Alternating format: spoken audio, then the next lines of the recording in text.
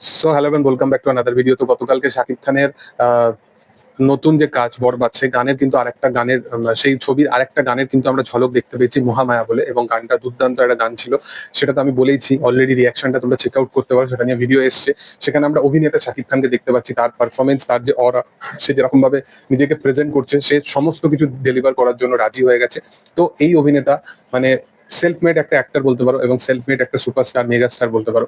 তো এই মানুষটা, যার বেশ কিছু বছর আগে এরকম কাইন্ড অফ তাকে নিয়ে কথোপকথন হতো যে অভিনয় পারে না, সে কিন্তু সেই জিনিসটাকে কিন্তু ইটসেলফ চেঞ্জ করেছে। আজকের দিনে দাঁড়িয়ে বড় বড় যে সমস্ত সুপারস্টারেরা আছে, সে সমস্ত সুপারস্টারেরা কি করে, আমি শুধু বাংলায় বলছি না, আমি সমস্ত দিক থেকে বলছি। ইটসেলফ যে সিনেমাটা কত ভালো হয় তার থেকে বেশি কিন্তু সে প্রেজেন্ট করে যে তার চরিত্রটা কতটা ইম্পর্টেন্ট।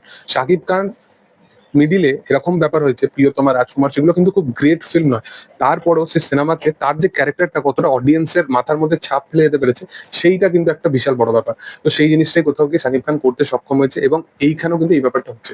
বরবাদের আজকে তুমি বক্স অফিস কালেকশন দেখে নাও, বরবাদ যদি ইটসেলফ যদি বাজে ছবি হতো, হয়তো এক সপ্তাহ চলতো, 2 সপ্তাহ চলতো।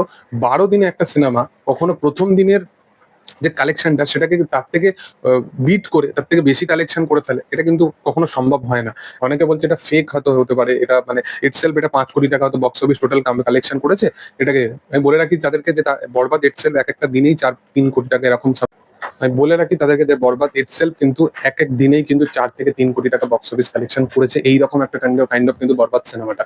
এবার বলে রাখি যে বরবাদ সিনেমা নিয়ে কিন্তু অনেক রকম ভাবে কন্ট্রোভার্সি করা শুরু করা হয়, যে স্টার সিনেপ্লেক্সের শো কম, শো কমে না। তো বলে রাখি যে মাল্টিপ্লেক্স শো, যে সমস্ত শো মিলিয়ে বরবাদ মোটামুটি 65 থেকে 73 খানা মতো শো পায়, এবং যেখানে গতকালকেও কিন্তু 3খানা কিন্তু মিডনাইট শো রাখা হয়েছিল বরবাদের, এবং সেগুলো কিন্তু অ্যাডভান্স বুকিং এই হাউসফুল হয়ে গেছে।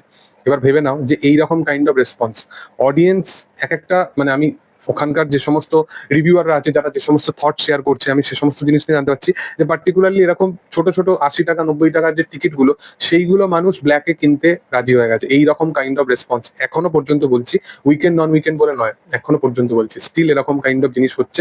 এবং যে ছবি, তোমরা জানো যে মাল্টিপ্লেক্স চেন থেকে বক্স অফিস কালেকশন করার মতো পোটেনশিয়াল আছে, সে ছবি সিঙ্গেল স্ক্রিনে চলবে। এবার সিঙ্গেল স্ক্রিনে যে বরবাদের লাইফ টাইম যেটা বক্স অফিস কালেকশন এখনো পর্যন্ত উঠে এসছে, 45-47 কোটি টাকা মতো বক্স অফিস কালেকশন উঠে এসছে, সেই কালেকশনটা তবেই হতে পেরেছে এই ছবিটা মাল্টিপ্লেক্স ন্যাশনাল প্লেক্স 10 থেকে 8 কোটি টাকা মতো বক্স অফিস কালেকশন করেছে। ভাবনা চিন্তা করলেও অবাক লাগে যে ইটসেলফ তুফান কতটা করেছিল তার লাইফ টাইম কালেকশনে, সেখানে বরবাদ মাত্র 12-13 দিনের মধ্যে এই কালেকশনটা অ্যাচিভ করে নিয়েছে, এবং খুব তাড়াতাড়ি কিন্তু ছবিটা 50 কোটির দুর্গড়াতেও যেতে চলেছে।